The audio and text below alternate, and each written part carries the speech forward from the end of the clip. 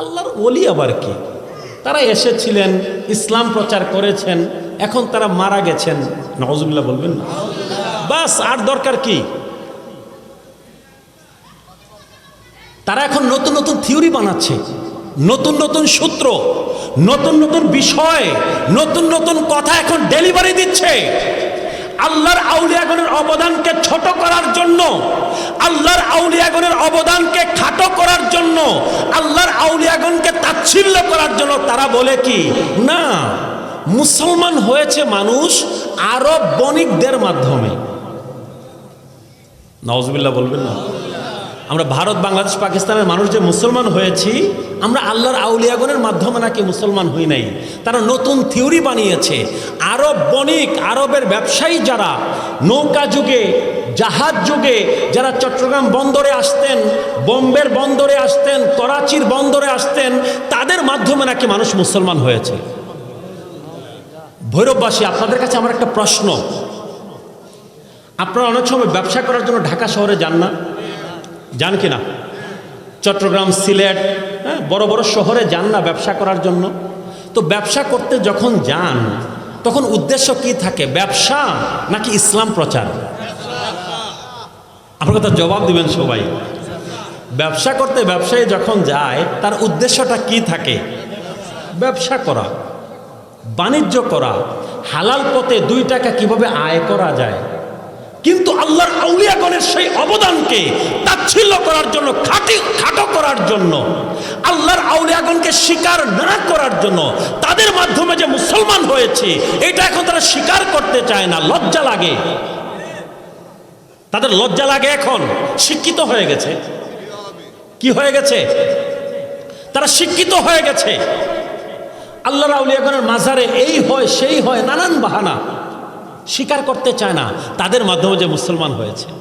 অথচ সারা জীবন ধরে আমরা জেনে আসলাম, কিতাব, ইতিহাসের কিতাবগুলো প্রত্যক্ষভাবে আমাদেরকে প্রমাণ দেয় যে আল্লাহর আউলিয়াগণ আমাদের দেশে এসেছেন, তাদের দাওয়াত পেয়ে আমরা মুসলমান হয়েছি। আর না হয়তো এখনো কি হিন্দু থাকতো, বটগাছের পূজা করত, মূর্তি পূজা করত, এইগুলাই করতো মানুষ, ঠিক কিনা? মনে রাখবেন আরেকটা জিনিস, খাজা মঈনুদ্দিন চিশতি আজমের সঞ্জারি রাহিমাহুল্লাহ, তিনি হিন্দুস্তানে এসেছিলেন বলে 360 আউলিয়া কিন্তু সিলেট পর্যন্ত আসতে পেরেছেন। আমার কথা বুঝতে পেরেছেন?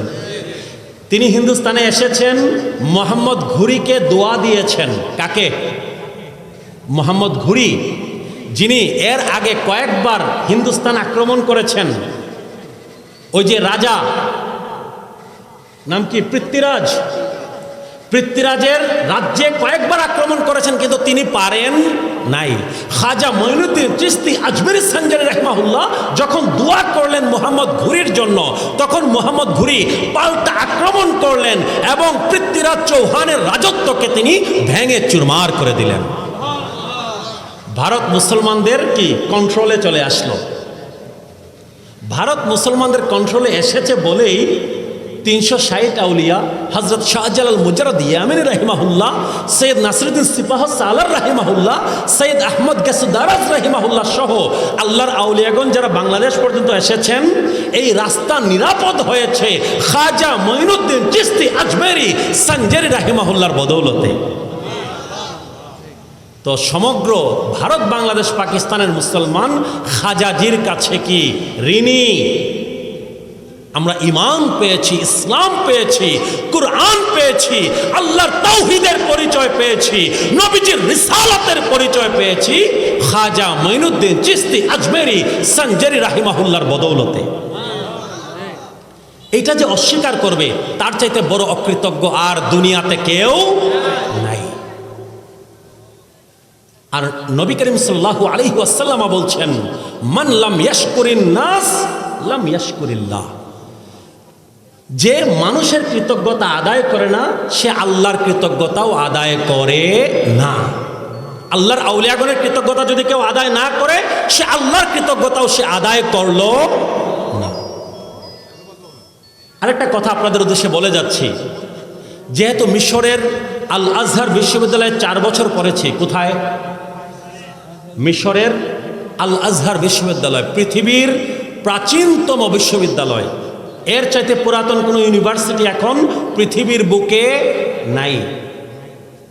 সেই দেশে সেই ইউনিভার্সিটিতে প্রায় 7 লক্ষ ছাত্রছাত্রী আছে। কয় লক্ষ? আমরা যখন ছিলাম তখনকার কথা বলছি, এখন আরো বেড়েছে। এর মধ্যে 2 লক্ষ ছাত্রছাত্রী ছিল কি বিদেশি, মিশরের বাইরের, ভারত, বাংলাদেশ, পাকিস্তান, আফ্রিকার দেশগুলো, Uzbekistan, Tajikistan, Azerbaijan, Malaysia, Indonesia, সারা পৃথিবীর 110টা দেশের মুসলমানেরা আল আজহার বিশ্ববিদ্যালয়ে পড়ালেখা করেন।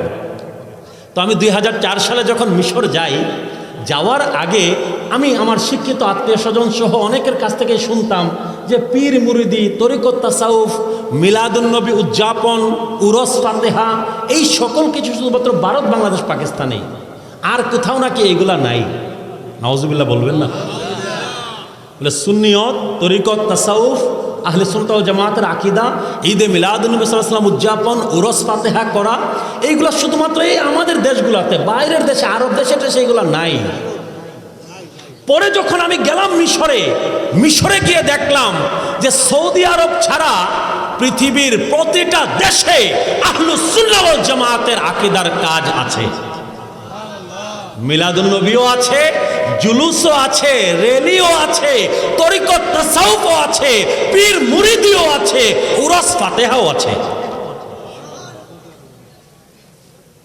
যখন আমার সাথে যারা পড়ে বিভিন্ন দেশ থেকে এসেছে, কেউ আফ্রিকা থেকে, কেউ বা উজবেকিস্তান, তাজিকিস্তান, কাজাখস্তান, আজারবাইজান থেকে, কেউ বা ইন্দোনেশিয়া, মালয়েশিয়া থেকে, এই দেশের আমাদের সাথে যারা পড়ালেখা করতো তাদের সাথে যখন আলাপ হলো, আমরা বলতাম, ভাই আমাদের দেশে আমরা তো ইসলাম পেয়েছি আল্লাহর আউলিয়াগণের মাধ্যমে, সুফি তরিকার মাধ্যমে।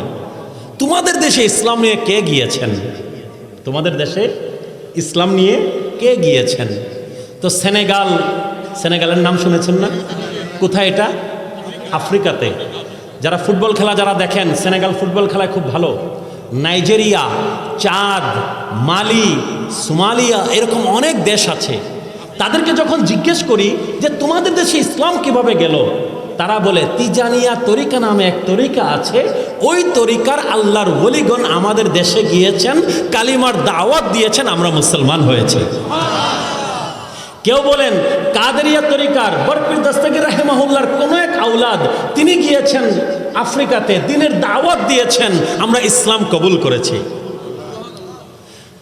উজবেকিস্তান, তাজিকিস্তান, কাজাখস্তান, আজারবাইজান, এই যে রাশিয়া ভেঙে যে দেশগুলো হয়েছে, তাদের সাথে যখন কথা বলি যে তোমরা ইসলাম কোথা থেকে পেয়েছো, তারা বলে সোহরাওয়ার্দিয়া তরিকার কোনো একজন শেখ অথবা নকশবন্দিয়া তরিকার কোনো একজন শেখ আমাদের দেশে গিয়েছেন, দ্বীনের দাওয়াত দিয়েছেন, আমরা সেই কালিমা পড়েছি, আমরা মুসলমান হয়েছি। ইন্দোনেশিয়া, মালয়েশিয়া সহ যত দেশের জিজ্ঞেস করি একই কথা, সুফি তরিকার মাধ্যমে আমরা ইসলাম পেয়েছি, আল্লাহর আউলিয়াগণের মাধ্যমে ইসলাম পেয়েছি।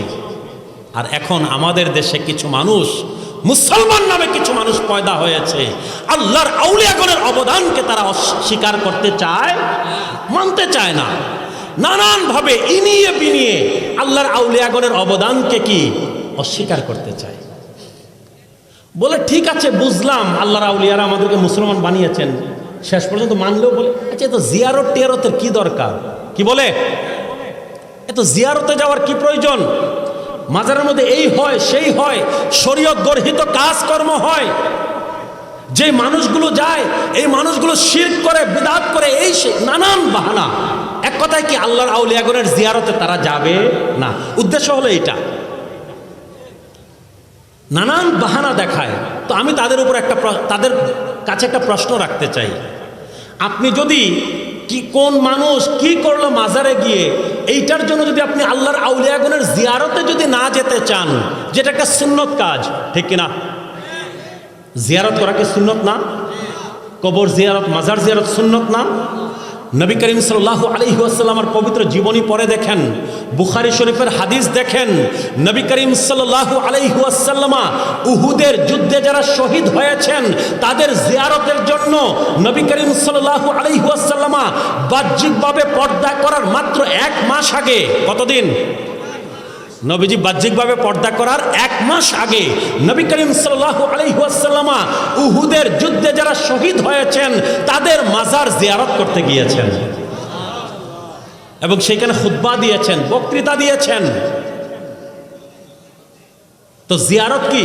নবী করিম সাল্লাল্লাহু আলাইহি ওয়াসাল্লামের সুন্নাত, নবীজির আদেশ, তোমরা জিয়ারত করো। কিন্তু তারা সে জিয়ারতে বাধা দেয়, নানান কিছু তারা বলে যে মাজারে এই হয় সেই হয়। ওকে মানলাম, মাজারে যা হয় তার অনেক কিছুর সাথে আমরা কি একমত? কি আমরা আহলুস সুন্নাহ ওয়াল জামাতের উলামায়ে কেরাম এগুলো বলেন কিনা যে মাজারে যে শরীয়ত বিরোধী কাজগুলো হয় এগুলো বন্ধ হওয়া উচিত? আমরা বলি কিনা? অবশ্যই আমরা বলি। শরীয়ত বিরোধী কোনো কাজের পক্ষে আহলুস সুন্নাহ ওয়াল জামাতের উলামায়ে কেরাম না। এই কিছুদিন আগেই আমি দেখলাম আমাদের পূর্বপুরুষ সিপাহ সালার সৈয়দ নাসিরউদ্দিন রাহিমাহুল্লাহ উনার মাজার শরীফের গিলাফ মুবারকের উপরে কি টাকা বিছিয়ে রেখেছে। কি বিছিয়ে রেখেছে? আল্লাহর আউলিয়াগণের জিয়ারতে আমরা যাই না? আপনার আমার টাকার কি আল্লাহর ওলিদের প্রয়োজন আছে? তাদের গিলাফ মুবারকের উপরে, তাদের মাজারের উপরে আপনি যে টাকা যে ছড়িয়ে দিলেন, ছিটিয়ে দিলেন, এটা কি আদব নাকি বেয়াদবি? সুস্পষ্ট বেয়াদবি। তো আল্লাহর আউলিয়াগণের জিয়ারতে যাচ্ছেন ভালোর জন্য, সেখানে গিয়ে যদি বেয়াদবি যদি করে আসেন, ভালো করলেন না মন্দ? গুনাহ কামালেন নাকি সওয়াব? এই কাজগুলো আল্লাহর আউলিয়াদের শানে কখনো যায় না। তো আমরা এই কুসংস্কারের বিরুদ্ধে কথা বলি, উল্টাপাল্টা কাজের বিরুদ্ধে কথা বলি, কিন্তু তারা বলে কি না সেখানে যাওয়াই যাবে না, কারণ কি সেখানে উল্টাপাল্টা অনেক কাজ হয়। তো তাদের উদ্দেশ্যে আমার একটা প্রশ্ন, এখন কিছু মনে করবেন না সবাই, একটা প্রশ্ন রাখতে চাই আপনাদের উদ্দেশ্যে। বেশিরভাগ মসজিদের প্রথম কাতারের মধ্যে যেই মানুষগুলোকে দেখি, হয়তো সুদের ব্যবসার সাথে জড়িত, আর না হয় ঘুষের ব্যবসার সাথে জড়িত। ঘুষের কারবার, সুদের কারবার, মদের কারবার, দুর্নীতির টাকা লুটপাট করে যারা বড়লোক হয়েছে, এই মানুষগুলো থাকে মসজিদের প্রথম কাতারে। এই জন্য কি আল্লাহর ঘর মসজিদ আমরা ছেড়ে দিব? ওইখানে কোন মানুষ কি করে না করে আমাকে যেতে হবে, 5 ওয়াক্ত নামাজ আদায় করতে হবে, জামাত আমাকে আদায় করতে হবে, আমার উপরে ফরজ। ওইখানে কোন মানুষ কি করলো, কে কি না, ওটা আমার দেখার প্রয়োজন আছে?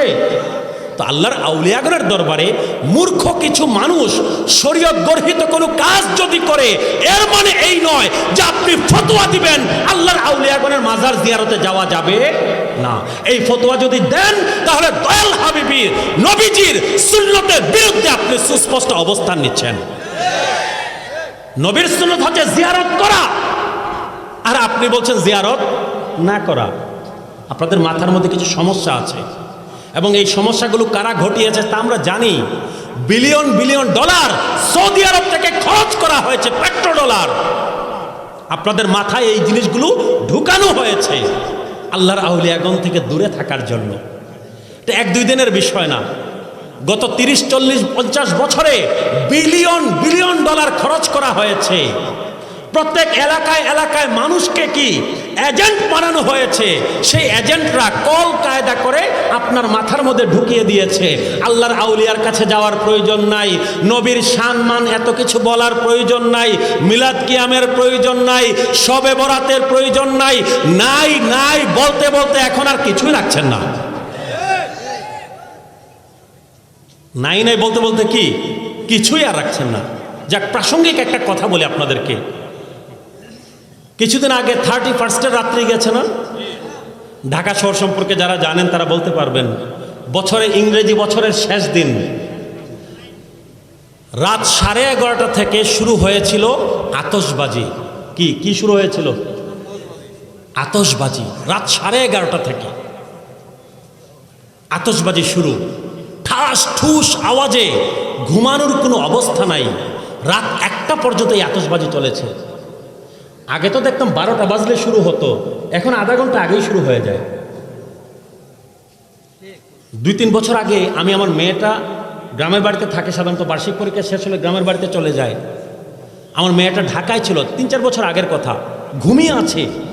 ঘুমের মধ্যে 3-4 বার সে ক্যাপে ক্যাপে উঠছে এই বোমাবাজির আওয়াজে, আতশবাজির আওয়াজে। এখন আবার নতুন ফ্যাশন যোগ হয়েছে, ফানুস উড়ায়। কি উড়ায় বলেন? দেখছেন না, ওই যে একটা কাগজের তৈরি একটা গোল একটা জিনিস আগুন লাগায়, এটা উড়ে হাজার হাজার। এই ফানুসের কারণে অগ্নিকাণ্ড ঘটছে, অগ্নিকাণ্ডের ঘটনা ঘটছে। বোমাবাজি করেন, আতশবাজি করেন, ফানুস উড়ান 31st নাইটে। কারা করে? অমুসলিমরা। মুসলমানের সন্তান।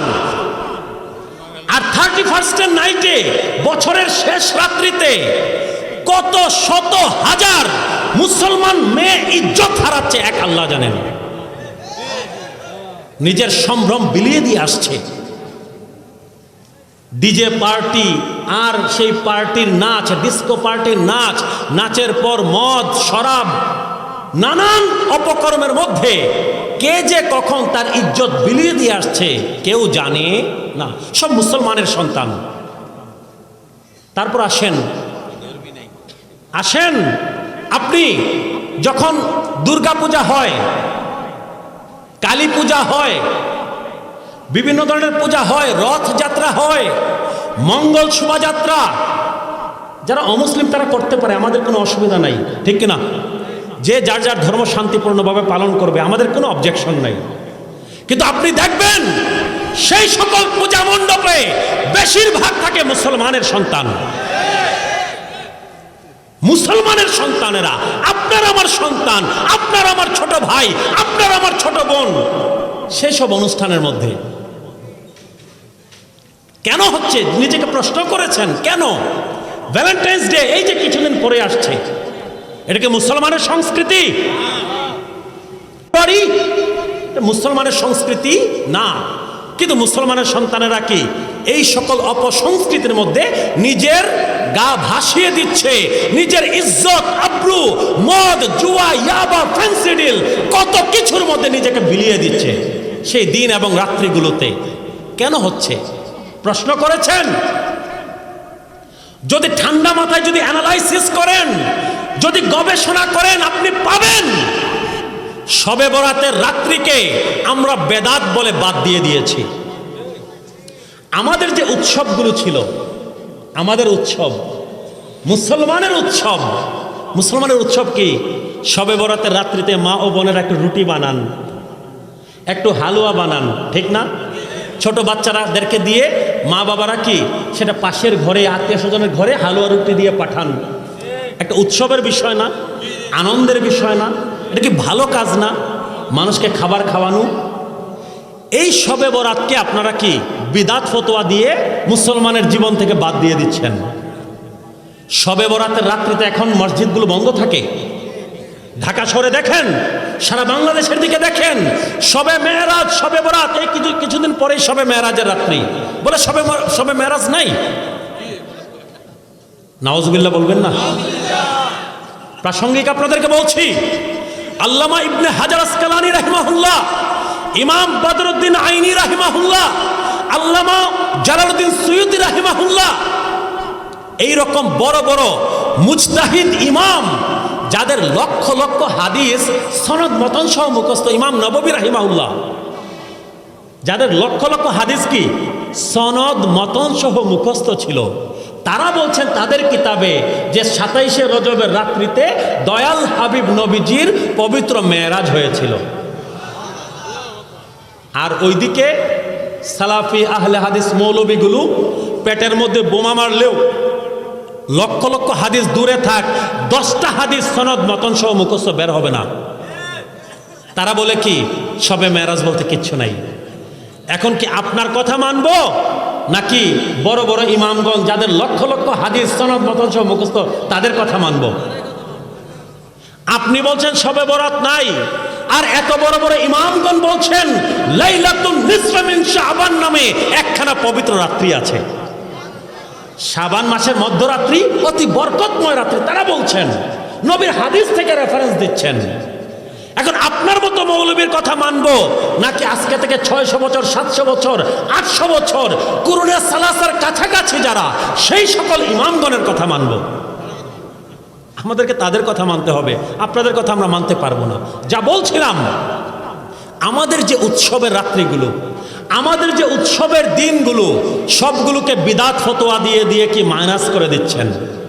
শবে মেরাজ নাই, শবে বরাত নাই, ঈদে মিলাদুন্নবী নাই, ফাতেহা ইয়াজদাহাম নাই, নাই নাই করতে করতে মুসলমানদের সব অনুষ্ঠান বাদ দিয়ে দিয়েছেন। তো মুসলমানদের সন্তানেরা করবে কি? এখন মুসলমানদের সন্তানেরা বিধর্মীদের সংস্কৃতির মধ্যে নিজেকে ভাসিয়ে দিচ্ছে। কারণ আমার সব অনুষ্ঠান আপনি বন্ধ করে দিয়েছেন, কিন্তু মানুষের রুহের তো একটা খোরাক আছে। আমার সব কিছুকে আপনি বিদআত এবং শিরক বানিয়ে দিয়েছেন। তো মানুষের একটা রুহের খোরাক আছে, মনের একটা চাহিদা আছে। এখন মুসলমানের সন্তানেরা মনের চাহিদা পূরণ করছে কোথায় গিয়ে? পূজা মণ্ডপে গিয়ে, 31 রাত্রিতে গিয়ে, ভ্যালেন্টাইন্স ডেতে। যা বলছিলাম প্রিয় ভাই এবং বাবারা, মুরব্বীরা যারা আছেন, আমাদেরকে সতর্ক থাকতে হবে। আমাদেরকে বুঝতে হবে আমাদের সন্তানদেরকে কোন আকীদার উপরে আমাদের রেখে যাওয়া উচিত। বড় কঠিন সময় চলছে, বড় কঠিন সময়। স্কুল কলেজ ইউনিভার্সিটিতে গেলেই তারা অন্য সুরে কথা বলে। আমার সাথে আছেন আপনারা? স্কুল কলেজ ইউনিভার্সিটিতে গেলেই তারা কি অন্য সুরে কথা বলে?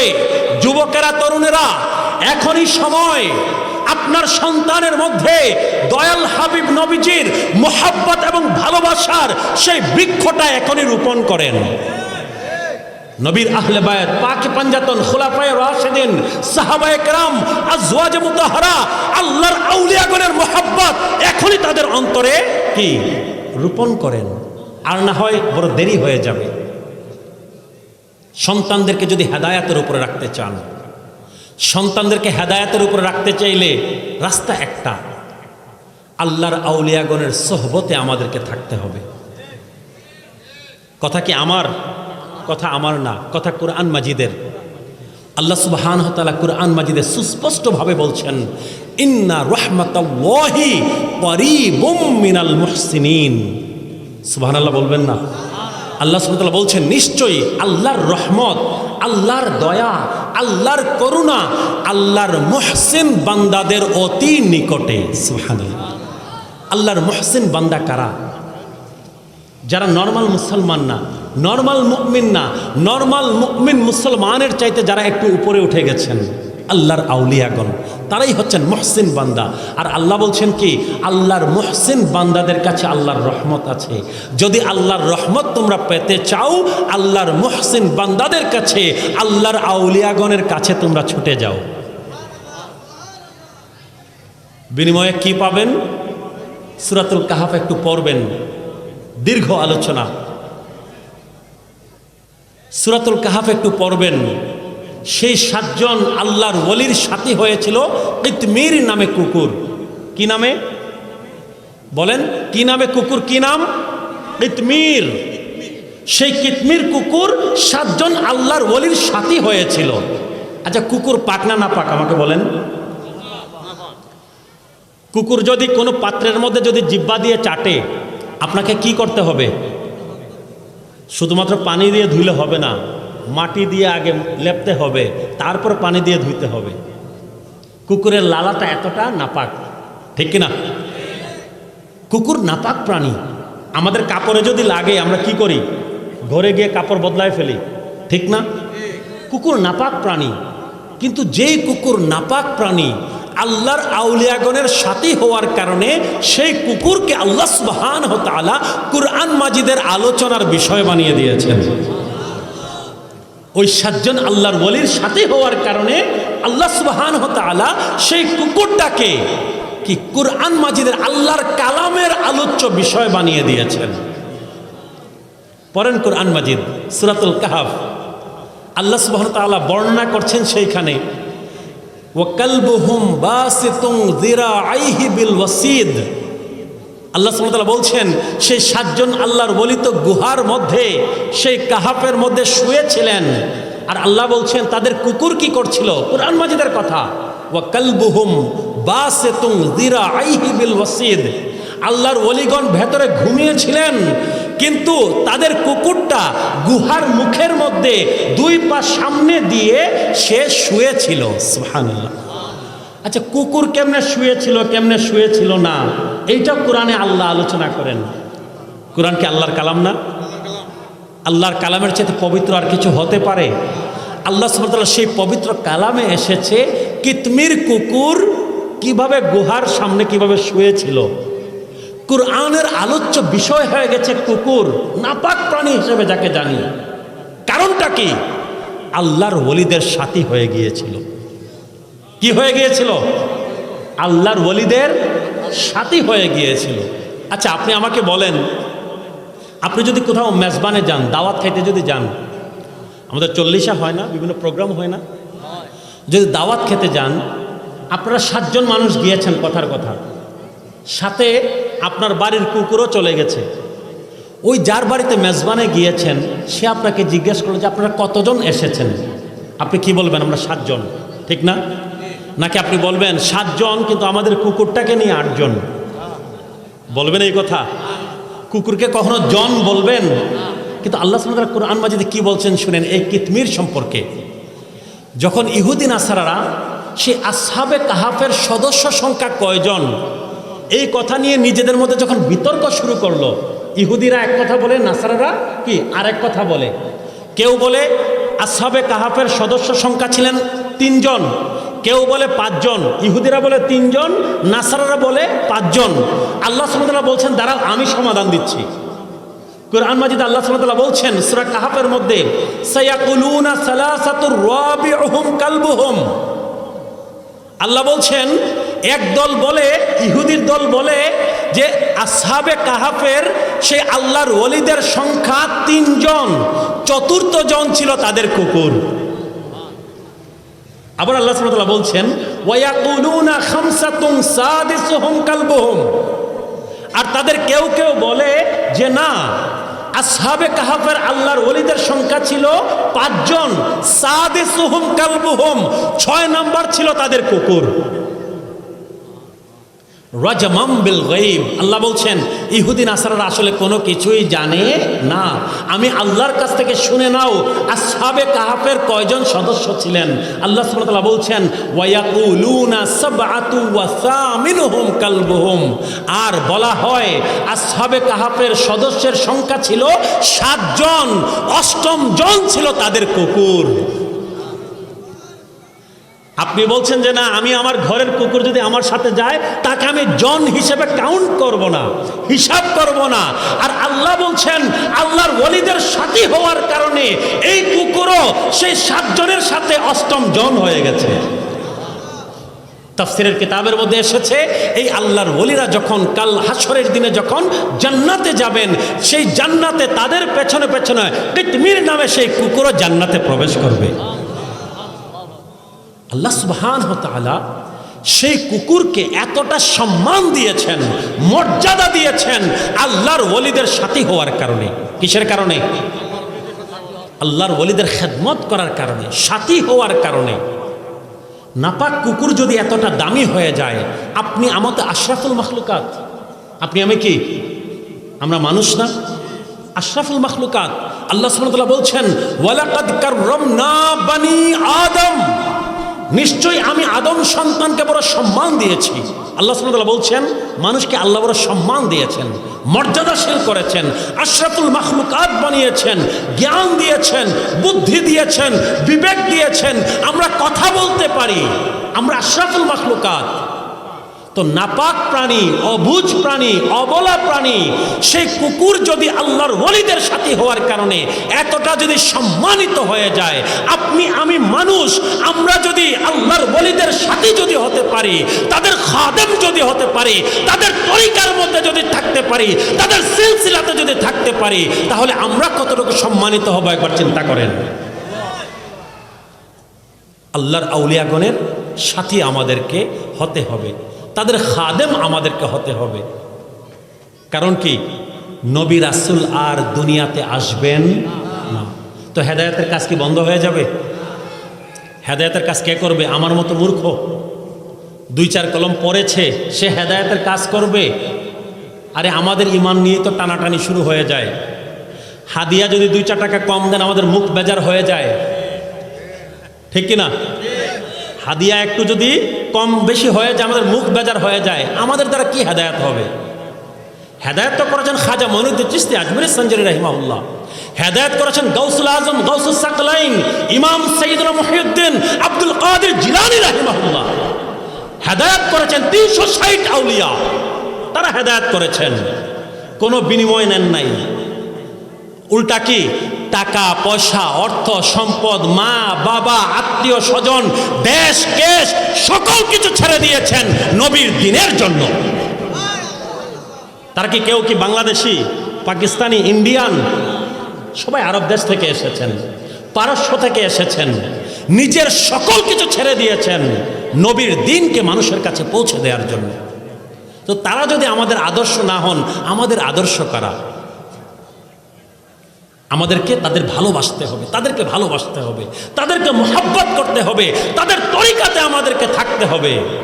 কিন্তু প্রিয় ভাই এবং বাবারা, আমরা অনেকেই হয়তোবা তাদেরকে মোহাব্বত করি, ভালোবাসি, তাদের শান মান হয়তোবা আমরা গাই, কিন্তু তাদের তরিকা অনুসরণের বিষয় যখন আসে, তারা যেই পথে চলে গেছেন সেই পথ অনুসরণের কথা যখন আসে, তখন আমাদের বেশিরভাগকে আর খুঁজে পাওয়া যায় না। আল্লাহর আউলিয়াগণকে মোহাব্বত হয়তো আমরা করি, কিন্তু মোহাব্বত যদি করেন, মোহাব্বতের একটা দাবি হচ্ছে অনুসরণ। মোহাব্বতের একটা দাবি কি বলেন? মোহাব্বতের একটা দাবি হচ্ছে অনুসরণ। আপনি নবীকে মোহাব্বত করেন, নবীর পথ আপনাকে অনুসরণ করতে হবে। নবীকে যদি মোহাব্বত করেন, কি নবীর পথ অনুসরণ করতে হবে, নবীর সুন্নতের উপরে থাকতে হবে, নবীর আখলাকের উপরে থাকতে হবে। আপনার আমার নবী কখনো মিথ্যা বলতেন না। আপনার আমার নবীকে কখনো মিথ্যা বলতেন? আমানতের খেয়ানত করতেন? আমানতের খেয়ানত করতেন না, মানুষকে ধোঁকা দিতেন না। তাহলে আমরা কিভাবে মানুষকে ধোঁকা দেই? নবীর মোহাব্বতের দাবি যদি করি, আমরা মানুষকে ধোঁকা দিতে পারি না। সাহাবা একরাম নবী করিম সাল্লাল্লাহু আলাইহি ওয়াসাল্লামের মোহাব্বতের খাতিরে কত কিছু ত্যাগ করেছেন। ছোট্ট একটা ঘটনা আপনাদের সামনে বলবো। নবী করিম সাল্লাল্লাহু আলাইহি ওয়াসাল্লামের একজন জলিল কদর সাহাবী ছিলেন হযরতে সুহাইব আর রুমি রাদিয়াল্লাহু তাআলা আনহু। নাম কি বলেন? সুহাইব আর রুমি। নাম কি? ছোটবেলা উনি যখন 10-12 বছর বয়সের যুবক, 10-12 বছর বয়সের কিশোর, এই অবস্থায় ওনাকে কি কিডন্যাপ করলো একদল আততায়ী। কি করলো? কিডন্যাপ করলো। কিডন্যাপ করে অপহরণ করে ওনাকে ওই যে রোম দেশের কথা বলেছিলাম না, ওই রোম দেশে নিয়ে ওনাকে বিক্রি করে দিল। তিনি যখন যুবক হলেন, বুঝতে পারলেন, তিনি বুঝলেন যে ওনাকে কি কিডন্যাপ করে এনে মক্কা শরীফ থেকে নিয়ে রোম দেশে নিয়ে বিক্রি করে দেয়া হয়েছে, উনি কৃতদাস বানিয়ে দেয়া হলো। তিনি কোনো রকমে সেইখান থেকে পলায়ন করে আসলেন, আবারও মক্কা শরীফে আসলেন। এই জন্য ওনার নামের শেষে রুমি লেগে গেল। নাম কি লেগে গেল? সুহাইব আর রুমি।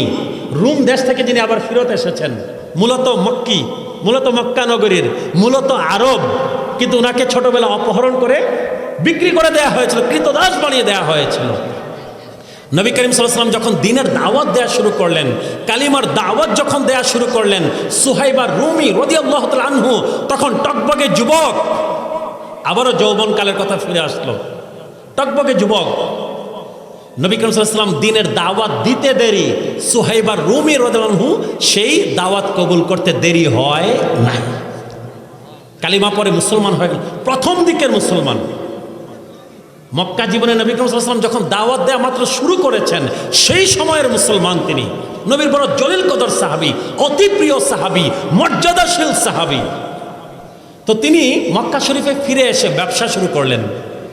আমার আলোচনা মনে বেশি ভালো লাগছে না নাকি? উসখুস করতেছেন অনেক বেশি। আমি আগেই বলেছি, আমি লম্বা টান দিয়ে সুর রাগিনী দিয়ে, মানে যেই কথা বলতে আমার 10 মিনিট লাগে, এটাকে টেনে টেনে আমি 1 ঘন্টায় বলতে পারি না।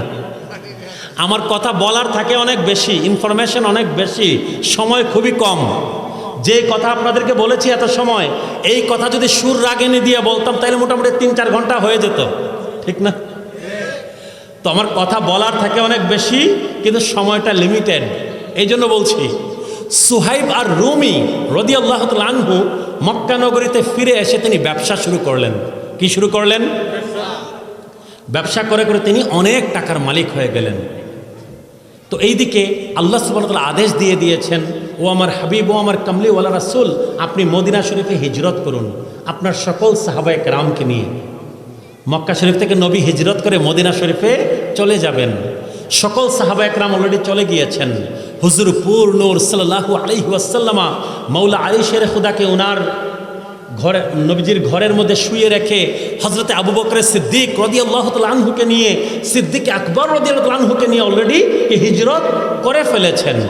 কিন্তু সুহাইবা রুমি রাদিয়াল্লাহু তাআলা আনহু যেহেতু অনেক বড় ব্যবসায়ী, টাকা পয়সা, ব্যবসা মানে সব কিছু গুছানোর বিষয় আছে, গুটানোর বিষয় আছে। একটা ব্যবসা দিতে কি দিলে যদি আপনি গুটাতে চান, বন্ধ করে দিতে চান, একটু সময় লাগে না? চাইলেই কি ব্যবসা বন্ধ করে দেওয়া যায়? তো ব্যবসা গুটাতে গুটাতে সকল সাহাবায়ে কেরাম মদিনা শরীফ অলরেডি কি চলে গেছেন। দয়াল নবীজিও চলে গেছেন, সাহাবায়ে কেরামও চলে গেছেন।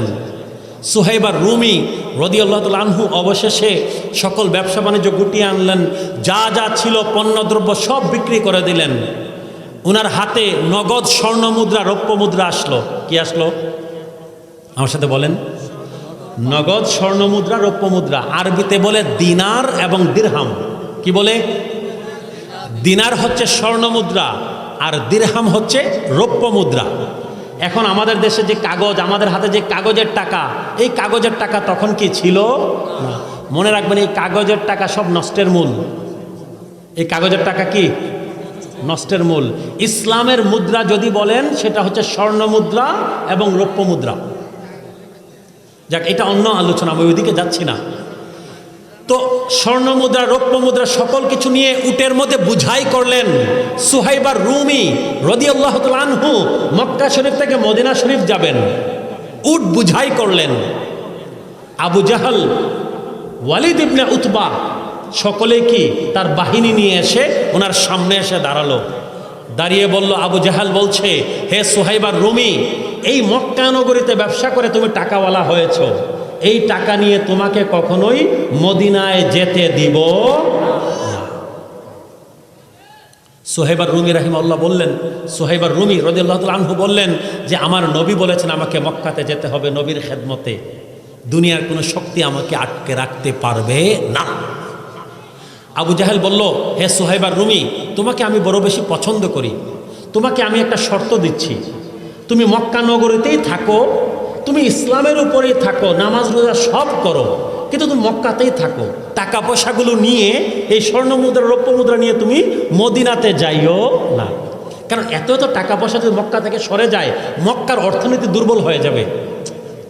আমাদের দেশে কি হয়, মানি লন্ডারিং শুনেন না? হ্যাঁ, বড় বড় আমাদের বড় বড় কর্তা ব্যক্তিরা বাংলাদেশের টাকা পয়সা, ডলার সব পাচার করে বেগম পাড়াতে নিয়ে কি কানাডা এবং বিভিন্ন দেশে নিয়ে আমাদের দেশকে ফকির করে দিয়েছে, কাঙ্গাল। তো টাকা যদি অন্য দেশে চলে যায় কি হয়, দেশের অর্থনীতি কি দুর্বল হয়ে যায়। তো আবু জাহেল বলছে কি, টাকা তো এগুলো মক্কাতে কামিয়েছো, মক্কাতে রাখো, মদিনাতে নিতে দিব না।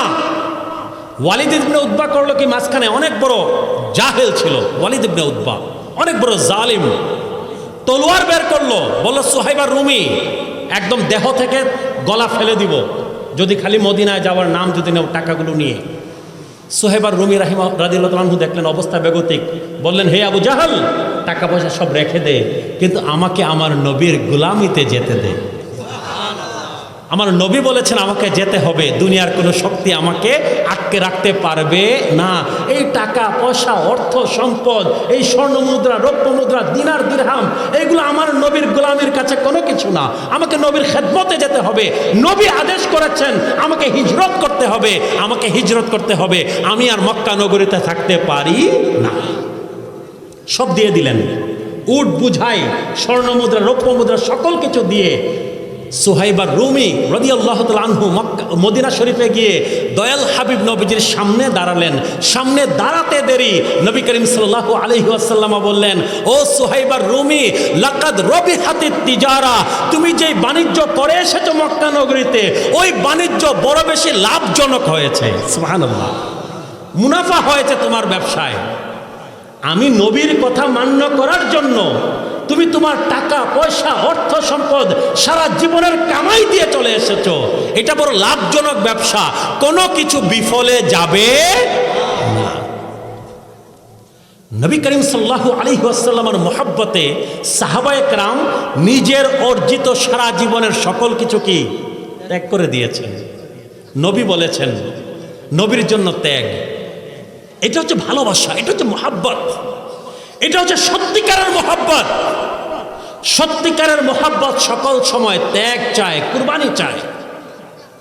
যদি আপনি নবীকে মহব্বত করেন, নবীর জন্য আপনাকে ত্যাগ করতে হবে।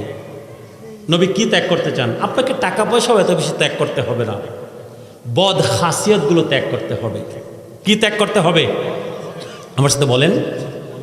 আমাদের বদ স্বভাবগুলো ত্যাগ করতে হবে। যুবকেরা, বিশেষ করে আপনাদের উদ্দেশ্যে বলছি, যুবকদের উদ্দেশ্যে বলছি, নবী করিম সাল্লাল্লাহু আলাইহি ওয়াসাল্লামের অধিকাংশ সাহাবী যুবক ছিলেন, তরুণ ছিলেন।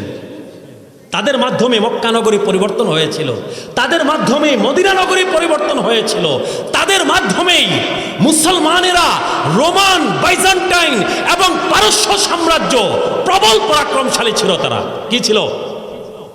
বর্তমানে ইউরোপ আমেরিকা আছে না, America, Russia, China super power. কি তারা বলে? সুপার পাওয়ার, আমরা পরাশক্তি।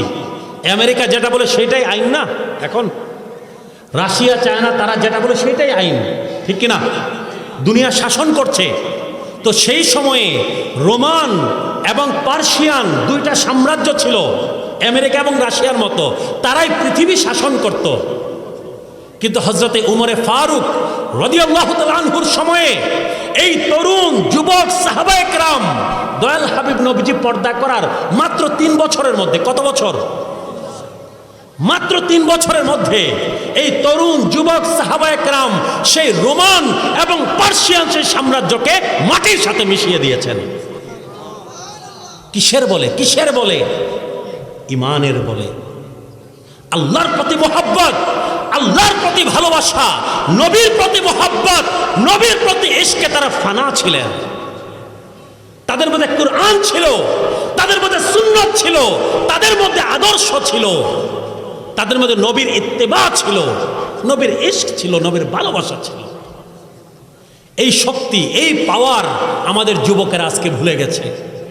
আমাদের মুসলমানেরা, আমাদের মুসলমানদের সন্তানেরা, তারা যে আজকে কি নিয়ে ব্যস্ত আল্লাহু আলাম। আমাদের স্কুল কলেজে যারা যায়, যদি জিজ্ঞেস করেন, আমাদের স্কুল কলেজে পড়ুয়া আমাদের বাচ্চাদেরকে যদি জিজ্ঞেস করেন যে সাকিব আল হাসান কি, কে, 14 গোষ্ঠীর ইতিহাস বলে দিবে, বলে দিবে না? মেসি রোনালদোর কথা জিজ্ঞেস করলে তো উপায় নেই। মেসির বউয়ের নাম কি, বাচ্চার নাম কি, ওগুলোদের বউ থাকে কিনা এটাও তো জানি না, ওদের তো আবার অন্য কিছু থাকে। বউয়ের নাম, বাচ্চার নাম, 14 গোষ্ঠীর নাম বলে দিবে।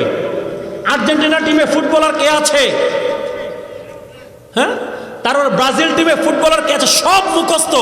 নায়ক, নায়িকা, গায়ক, গায়িকা সব মুখস্থ। যদি জিজ্ঞেস করেন যে হুজুর পুর নূর সাল্লাল্লাহু আলাইহি ওয়াসাল্লামের কয়জন সন্তান ছিলেন, যদি জিজ্ঞেস করেন তাদের নাম একটু বলো, কয়জন বলতে পারবে? কয়জন বলতে পারবে সন্তানেরা? কি নিয়ে আমরা ব্যস্ত আছি? কি নিয়ে ব্যস্ত? মুসলমানের সন্তান কি নিয়ে ব্যস্ত থাকা উচিত আর কি নিয়ে ব্যস্ত আছে? যাদের সাথে আমাদের ঈমান জড়িত তাদের সম্পর্কে আজকে আমরা বেখেয়াল, কিছু নাই আমাদের ভেতরে। কতজন দাঁড়ান, 2-1 দেখি, দয়াল হাবিব নবীজির কয়জন সন্তান ছিলেন তাদের নাম বলেন, আর কয়জন সন্তান ছিলেন এটা আগে বলেন। নাই আমরা কোনো কিছুতে। তাদের প্রতি ভালোবাসা, তাদের প্রতি মহব্বত আমাদের ঈমানের অঙ্গ। নবীর আহলে বায়াতের প্রতি ভালোবাসা। যদি জিজ্ঞেস করি খোলাফায়ে রাশেদিন কয়জন ছিলেন, তাদের নাম কি, বেশিরভাগ বলতে পারবে না। আশারে মুবাশশারা কারা, জান্নাতের সুসংবাদপ্রাপ্ত 10 জন সাহাবী, ওনাদের নাম বলেন। আমাদের সন্তানেরা জানে না। কুরআনের সাথে আমরা যুক্ত নাই। আমাদের সন্তানেরা স্কুল কলেজে পড়ছে, বিজ্ঞান জানে, অঙ্ক জানে, ম্যাথ জানে, সায়েন্স জানে, সমাজ বিজ্ঞান সব জানে। কিন্তু যদি জিজ্ঞেস করেন কুরআন মাজিদের শুরু থেকে শেষ জীবনে কোনোদিন কুরআন মাজিদের অনুবাদ পড়ে দেখেছ কিনা, 100-র মধ্যে 99 জন বলবে দেখি নাই, পড়ি নাই। কুরআন কি শুধুমাত্র তিলাওয়াতের জন্য নাজিল হয়েছে? কোরআন তিলাওয়াত অবশ্যই করতে হবে। প্রতি হরফ তিলাওয়াত করলে 10 নাকি, কত নাকি? একখানা হরফ তেলাওয়াত করলে 10 নাকি। দয়াল হাবিব নবীজি বলছেন ওয়ালা আকুলু আলিফ লাম মিম হরফ। আলিফ লাম মিম তিন হরফ মিলে হরফ না, এক হরফ না, ওয়ালাকিন আলিফ হরফ, লাম হরফ, মিম হরফ। 3 হরফ পড়লে 30 নাকি। কত নাকি? 30 নাকি। তিলাওয়াত করতে হবে, খতম দিতে হবে। কিন্তু কোরআন শুধুমাত্র খতমের জন্য নাজিল হয় নাই। Quran is the complete code of life. মুসলমানের জীবন বিধান হচ্ছে কোরআন। কোরআনের শুরু থেকে শেষ পর্যন্ত একবার আমাদেরকে পড়ে দেখতে হবে আল্লাহ সেখানে কি বলেছেন। বাংলায় যদি পারেন বাংলায় পড়েন, ইংলিশে যদি পারেন ইংলিশে পড়েন, কিন্তু কোরআনের সাথে আমাদেরকে যুক্ত থাকতে হবে। নবী করিম সাল্লাল্লাহু আলাইহি ওয়াসাল্লাম বারবার আমাদেরকে কোরআন সম্পর্কে ওয়ার্নিং দিয়েছেন। নবীর সুন্নাত সম্পর্কে জানতে হবে, নবী করিম সাল্লাল্লাহু আলাইহি ওয়াসাল্লামের হাদিস সম্পর্কে জানতে হবে, নবী করিম সাল্লাল্লাহু আলাইহি ওয়াসাল্লামের পবিত্র জীবন সম্পর্কে আমাদেরকে জানতে হবে। নবীর জীবনী পাওয়া যায় এখন, ইসলামিক ফাউন্ডেশন থেকে প্রকাশ হয়েছে। সিরাতে ইবনে হিশাম, সিরাতে ইবনে ইসহাক পড়ে দেখেন একবার। দয়াল হাবিব নবীজির পবিত্র জীবনী, যেখানে আমাদের জন্য হেদায়াত আছে। নবীর খুলাফায়ে রাশিদিন, নবীর আহলে বায়ত, তাদের জীবনী পড়ুন। একটা সময় ছিল আমাদের ঘরে ঘরে হযরতে মা ফাতেমাতুজ জাহরা রাদিয়াল্লাহু তাআলা আনহার জীবনী থাকতো না? আমাদের মা ও বোনেরা পড়তেন। তাজকিরাতুল আউলিয়া থাকতো, আল্লাহর আউলিয়াগণের জীবনী। তাজকিরাতুল আম্বিয়া থাকতো, নবীগণের জীবনী। আমাদের যুবকদের, কিশোরদের দেখেন কোনো হুঁশও নাই আমি কি আলোচনা করছি। এগুলো আর টানে না তাদেরকে। তাজকিরাতুল আউলিয়া, আল্লাহর আউলিয়াগণের জীবনী আমরা 5-6-এ থাকতে পড়েছি, 5-6-এ, আলহামদুলিল্লাহ। তাজকিরাতুল আম্বিয়া, কাসাসুল আম্বিয়া, নবী রাসূলগণের জীবনী 6-7-এ থাকতে আমরা পড়েছি। খুলাফায়ে রাশিদিনের জীবনী। আল্লাহর আউলিয়া কারা, তাদের সম্মান কি, মর্যাদা কি আমাদেরকে বুঝতে হবে, তাদেরকে বুঝাতে হবে, তাদেরকে জানাতে হবে, তাদেরকে এখন থেকে সেই তরিকার সাথে আমাদের সম্পৃক্ত করতে হবে। আদারওয়াইজ আমরা আমাদের সন্তানদেরকে হেদায়াতের উপরে রাখতে পারবো না। মনে করবেন, মনে রাখবেন, বড় কঠিন সময়ের মধ্য দিয়ে আমরা যাচ্ছি। সুন্নি ঘরের সন্তানেরা স্কুল কলেজ ইউনিভার্সিটিতে গিয়ে নাস্তিক হয়ে যায়। নাউজুবিল্লাহ বলবেন না? সুন্নি ঘরের সন্তান স্কুল কলেজ ইউনিভার্সিটিতে গিয়ে ঈমান হারা হয়ে যাচ্ছে, নাস্তিক হয়ে যাচ্ছে, সেকুলার হয়ে যাচ্ছে। সুন্নি ঘরের সন্তান স্কুল কলেজ ইউনিভার্সিটিতে গিয়ে ডাব্লিউ হয়ে যাচ্ছে, ডাব্লিউ, ওয়াহাবি হয়ে যাচ্ছে, সালাফি হয়ে যাচ্ছে, ভিন্ন মতবাদের হয়ে যাচ্ছে, বলে মাযহাব লাগে না। কি বলে? বড় বড় ইমাম, এমনকি যারা হাদিস সংকলন করেছেন, ইমাম বুখারী, ইমাম মুসলিম, ইমাম তিরমিজি, ইমাম আবু দাউদ, ইমাম নাসাই, ইমাম ইবনে মাজাহ, যারা হাদিসের কিতাবগুলো সংকলন করেছেন, তারাও কোনোদিন বলতে সাহস করেন নাই যে আমরা মাযহাব মানি না। তারাও কোনো না কোনো মাযহাব অনুসরণ করতেন। আর এখন আমাদের সন্তানেরা 2-4 লাইন বাংলা পড়ে, বাংলা কিতাব পড়ে, তারপর বলে কি মাযহাব মানে না, বলে মাযহাব লাগে না। কেন হচ্ছে এগুলো? আমরা আমাদের সন্তানদেরকে ছোটবেলা থেকে যেই তারবিয়ত দেওয়ার কথা, যেই শিক্ষা দিয়ে আমাদের সন্তানদেরকে বড় করার কথা, সেই শিক্ষা আমরা দিতে পারছি না।